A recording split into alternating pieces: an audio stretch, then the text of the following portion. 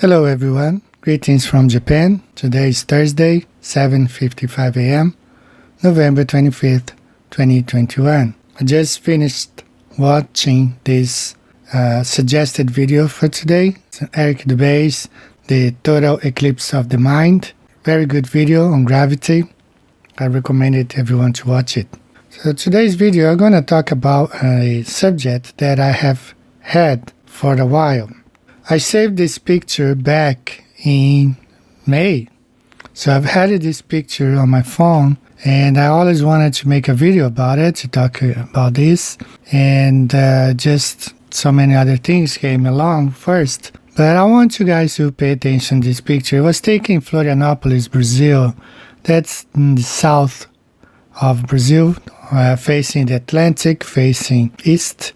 I don't have the exact time of this picture, but I remember when the guy posted, there was a lot of talk about this picture, a lot. And so what's going on here? You see the moon on the right, and you see the sun rising on the left. So it was probably around, I don't know, let's say 4 a.m., 5 a.m. in Brazil, 4:30 a.m., very early morning. Now, the problem with this picture is that it definitely destroys the heliocentric model because the sun is supposedly 93 million miles away and the moon is being lit by an object that is behind it.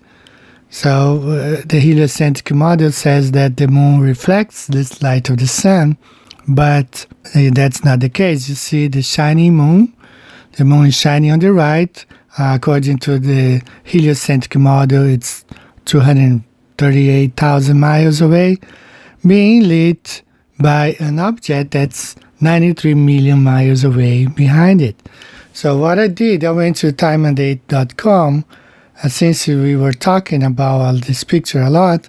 So I went to timeanddate.com and I was able, a lot of people were saying like, oh, this week the sun and the moon are close together, just like that. So look at this image on timeanddate.com. This is from May 3rd, the day before the picture was taken. I have a guy there in the southeast of Brazil, facing east, looking at the moon and the sun coming. That's on the next day. I think it's the May 4th. And then, same thing happened the following day. And then the following day was the same thing. Look at the date, May 5th.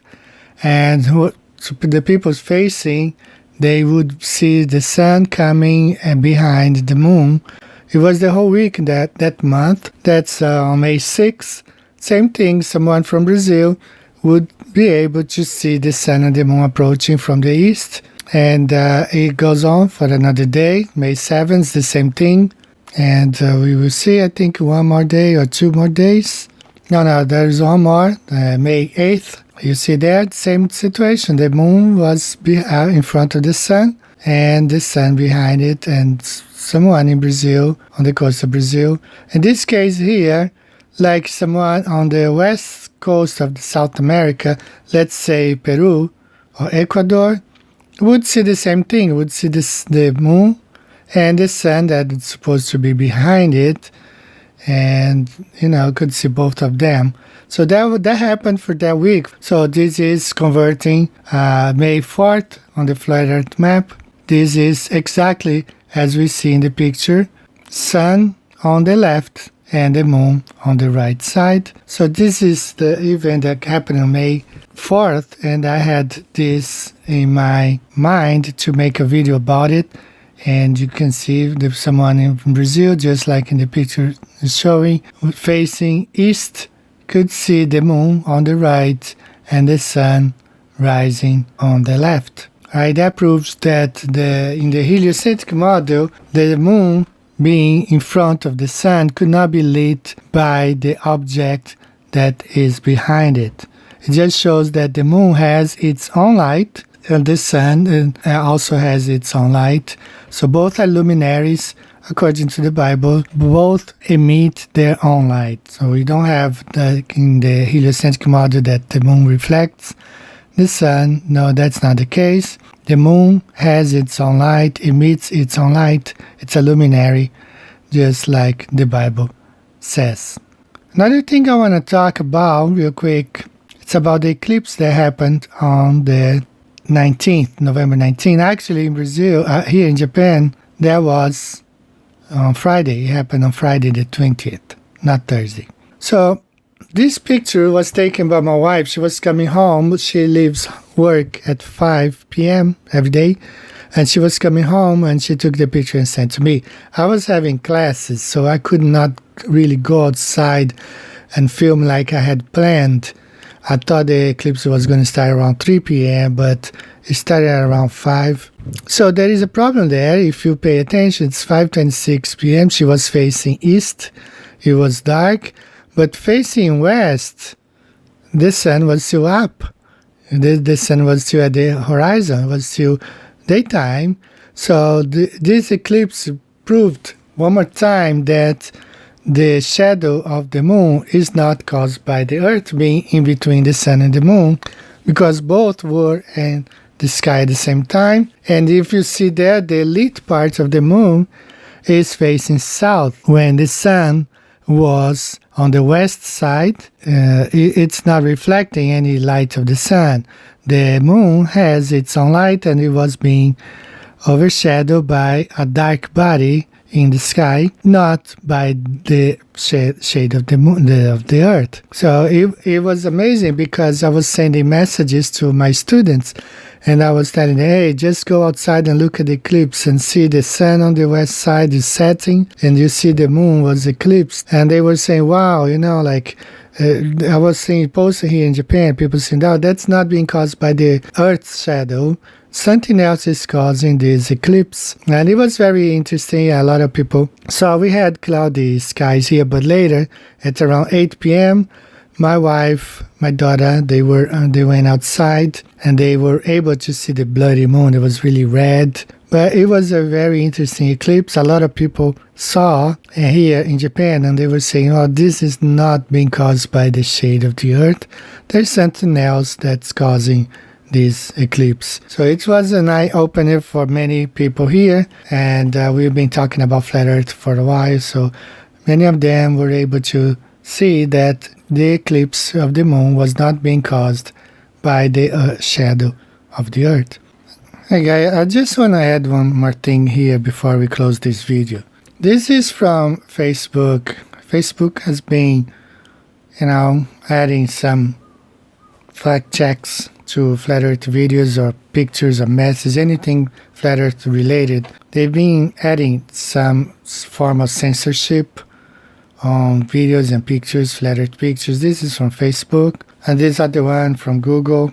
Most of you, if you watch any flat earth videos nowadays, you're gonna see this on the bottom of each video before even the comments. You see this part there. So this is one of the reasons I really like the flat earth clock app, Zodiac app, because you have the video of the day. It really breaks into the censorship that's going on, allows you to watch videos. And there's a whole bunch of videos there that you can just share with friends and watch them censorship free. You just have access to those videos, because if you search for them, you're not going to find them. I have trouble even finding sometimes my own videos. Just for you to have an idea, I have backup channels. And if you go to Google and if you want to watch your own videos, actually, when I opened my 2 backup channels, I uploaded like 100 videos in one day. So there's a way that you go to like YouTube, searching for videos, and you search for uploaded today, as I'm showing here. And I couldn't find my own videos, even though I had uploaded 100 videos in one day. I tried for almost a week to find my own videos. I could not find them.